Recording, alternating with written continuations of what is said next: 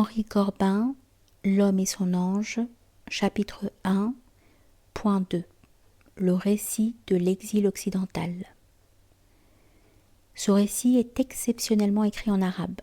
En octobre 1943, j'eus cependant la bonne fortune d'en découvrir dans une bibliothèque de Brousse en Turquie, une traduction persane accompagnée d'un commentaire également en persan.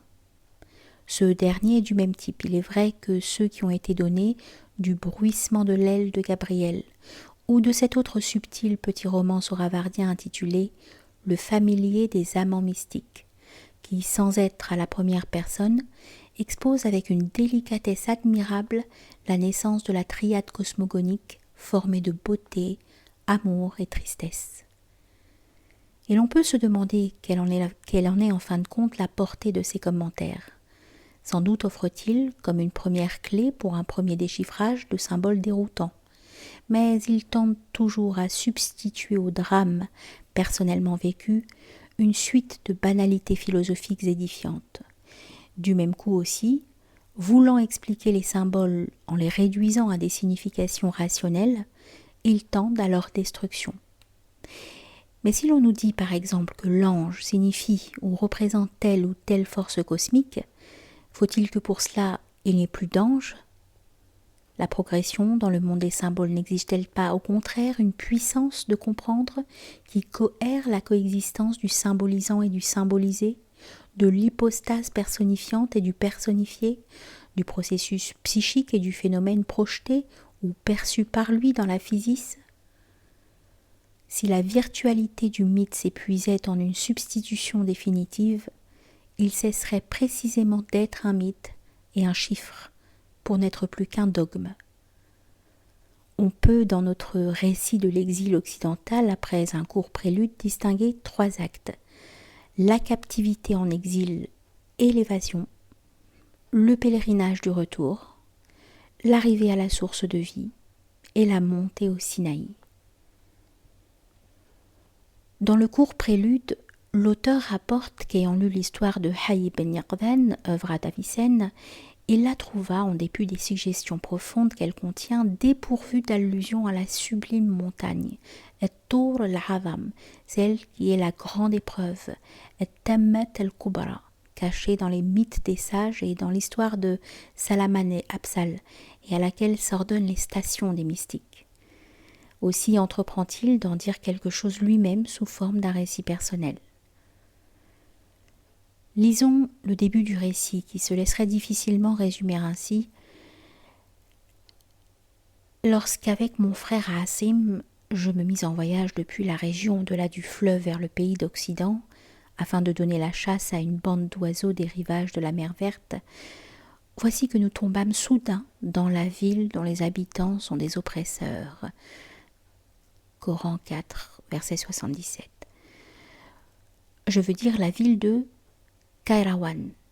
Lorsque ses habitants s'aperçurent tout à coup que nous arrivions sur eux et que nous étions des enfants du célèbre sage Al-Hadi ibn al-Khayr, le Yéménite, ils nous cernèrent, nous garrottèrent avec des chaînes de fer et nous jetèrent prisonniers dans un puits à la profondeur sans limite. Fin de citation. Voici maintenant ce que le commentaire nous invite à comprendre. Mon frère Hassim, littéralement le préservé, l'inviolable, désigne la faculté contemplative ou théorétique qui est la propriété de l'âme sans participation du corps. La région au-delà du fleuve, au sens géographique littéral, la Transoxiane désigne le monde céleste. Les oiseaux de la mer verte, ce sont les choses sensibles que le gnostique doit, par la connaissance, élever en s'élevant avec elle à l'état intelligible.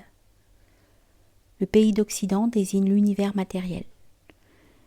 C'est là une identification déjà accomplie par la gnose manichéenne lorsqu'il est dit par exemple que Mani, en mourant, quitte l'Égypte. La ville la plus extrême de cet Occident qui marque l'extrême déclin vespéral de l'être de lumière issu du monde céleste et qui est donc l'antipode de l'Ishraq, de l'illuminatio matutina, c'est Kairawan. C'est à la fois le propre corps matériel où est jeté l'âme et tout l'univers des corps, univers des oppositions, des guerres et des tyrannies, qui font des gens de ce monde des oppresseurs. Enfin, sous les noms du sage, qui est le père des deux jeunes frères, littéralement le guide, fils du bien, le commentateur décèle une allusion à l'émanation primordiale et au nun cosmique. Pourquoi le yéménite ? C'est que l'Arabie du Sud, le Yémen et le pays de Saba jouent un grand rôle dans ce symbolisme mystique. En fait, comme le souligne le commentateur, Yémen, signifiant le côté droit, typifie ce côté droit de la vallée d'où la voix divine interpella Moïse du fond du buisson ardent. Il équivaut même souvent au terme d'Ishraq. C'est ainsi que Mir Damad, le grand maître de philosophie à Ispahan sous Shah Abbas, opposera la philosophie péripatéticienne ou hellénique, la philosophie yéménite. Et il n'est pas sans intérêt de relever que le biographe de Christian Rosenkreutz ait conduit son héros à la quête de la connaissance jusque chez les sages du Yémen. Au-dessus du puits profond où sont jetés les captifs, poursuit le récit, s'élevait très haut un château pourvu de tours où il leur était permis de monter pendant la nuit seulement. Dès que le jour réveillait les sens et en sollicitait l'activité, ils devaient redescendre au fond de leur puits. Notons bien en effet que c'est cette condition nocturne qui autorise l'ascension spirituelle au château formé des sphères célestes.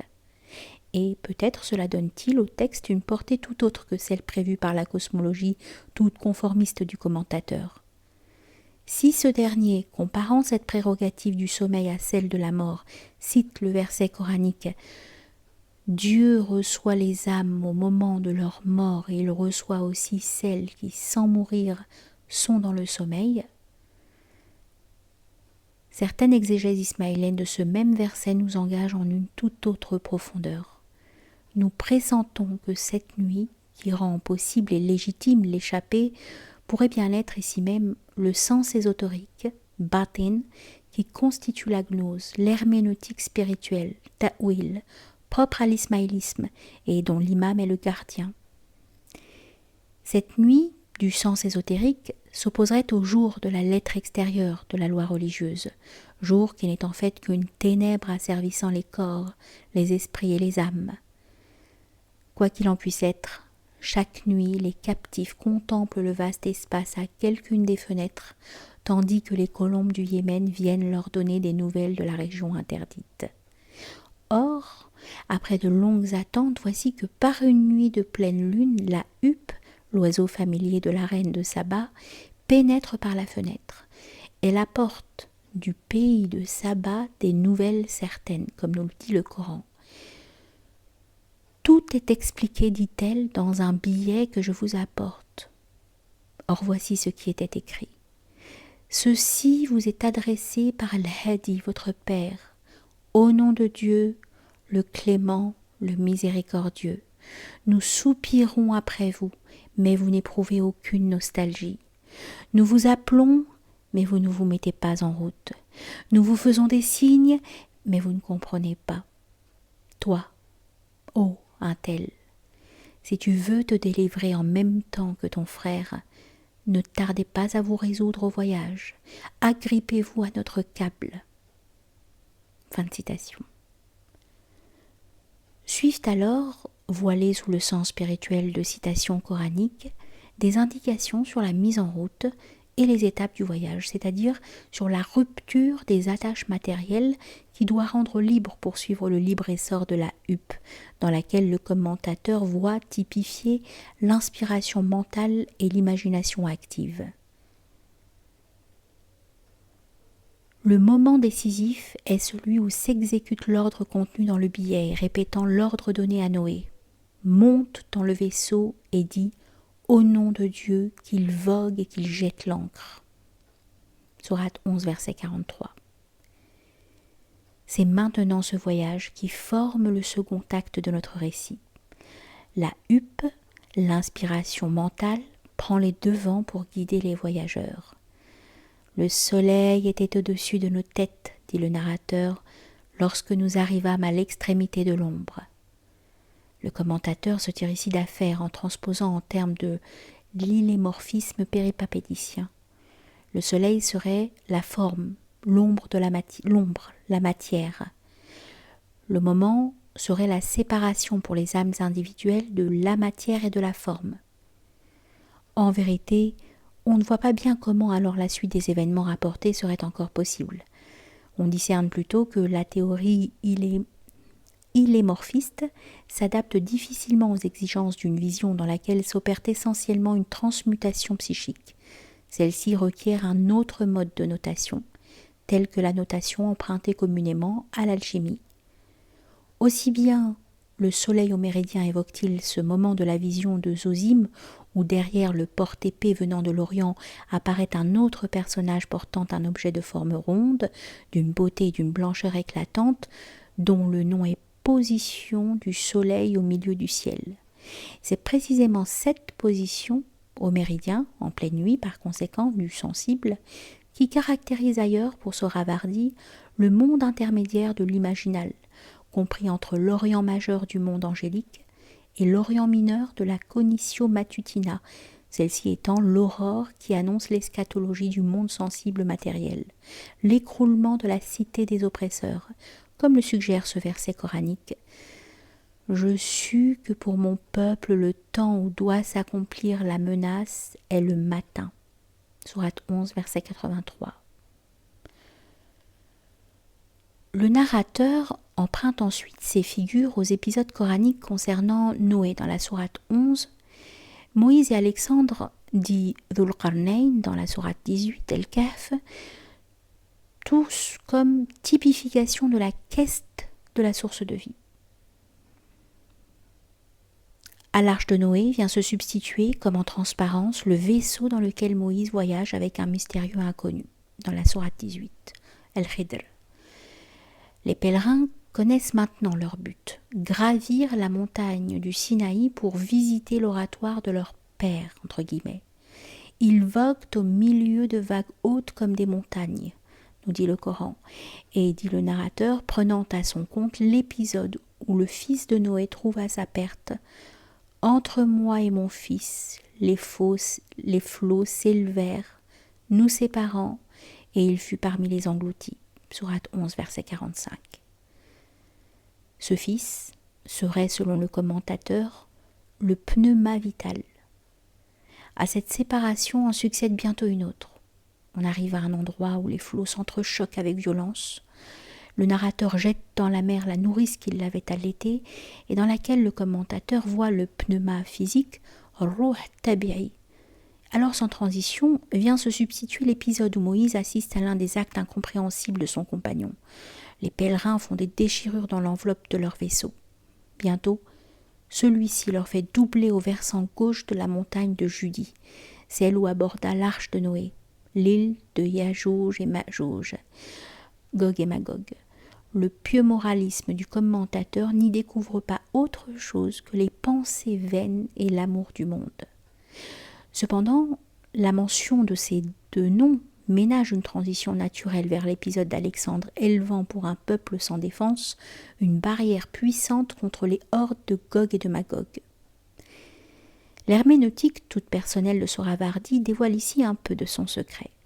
Le récit concernant un état passé est toujours posé dans le présent, de telle sorte que le verset coranique est non pas rapporté en style indirect d'une citation, mais parlé, recité en style direct à la première personne.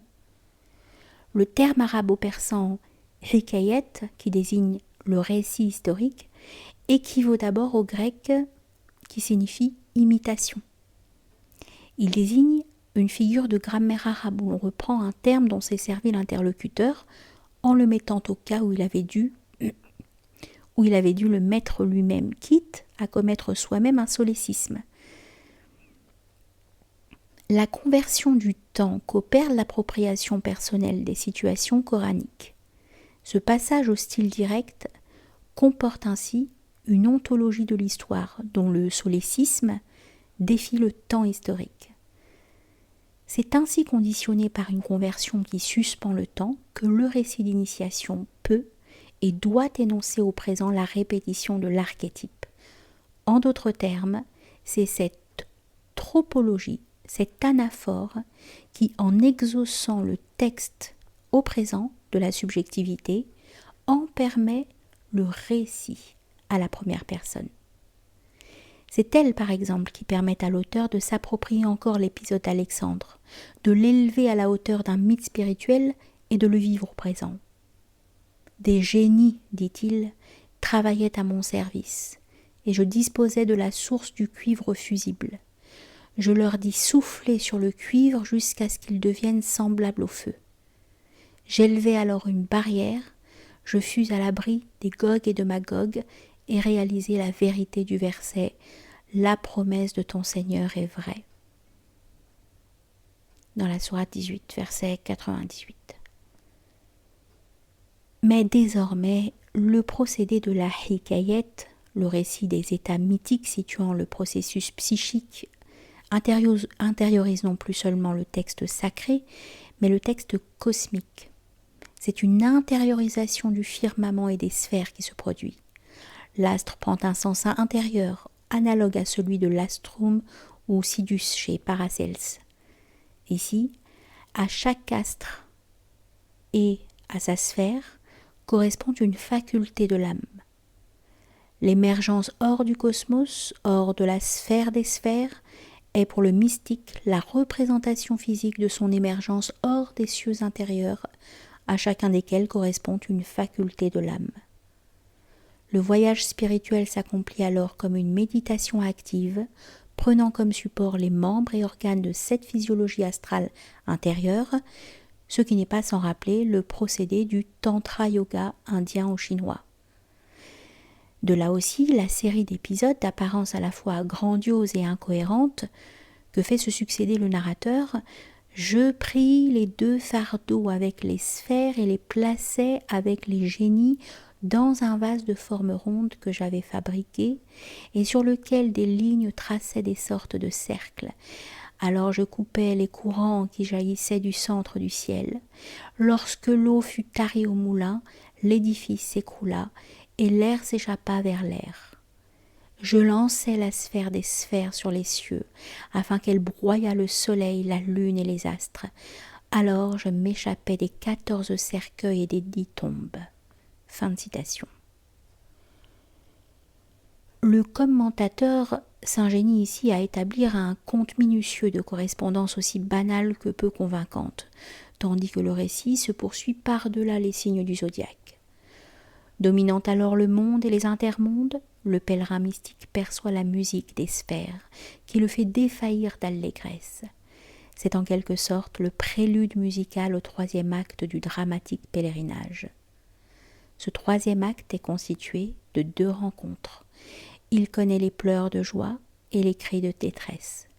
Ce n'est pas encore la résolution finale de la dissonance occidentale. Je sortis enfin des grottes et des cavernes, poursuit le narrateur, me dirigeant vers la source de la vie. Alors j'aperçus le grand rocher à la cime d'un mont semblable à la sublime montagne. J'interrogeai les poissons qui étaient rassemblés en la source de l'immortalité, jouissant dans un calme bonheur du sublime ombrage que projetaient sur eux cette montagne et ce rocher. Cette haute montagne, quelle est-elle donc ? Demandai-je. Et qu'est-ce donc que ce grand rocher ? L'un des poissons ayant choisi son chemin dans la mer vint me dire « Cela, c'est ce que désira toute ton ardeur. Cette montagne est la montagne du Sinaï, et ce rocher est l'oratoire de ton père. » Mais ces poissons, dis-je, qui sont-ils ? Ce sont autant d'images de toi-même. Vous êtes les fils d'un même père. Épreuves semblables à la tienne les avaient frappés. Ce sont tes frères. Fin de citation. Ayant reçu leurs congratulations et effusions, le pèlerin mystique gravit la haute montagne.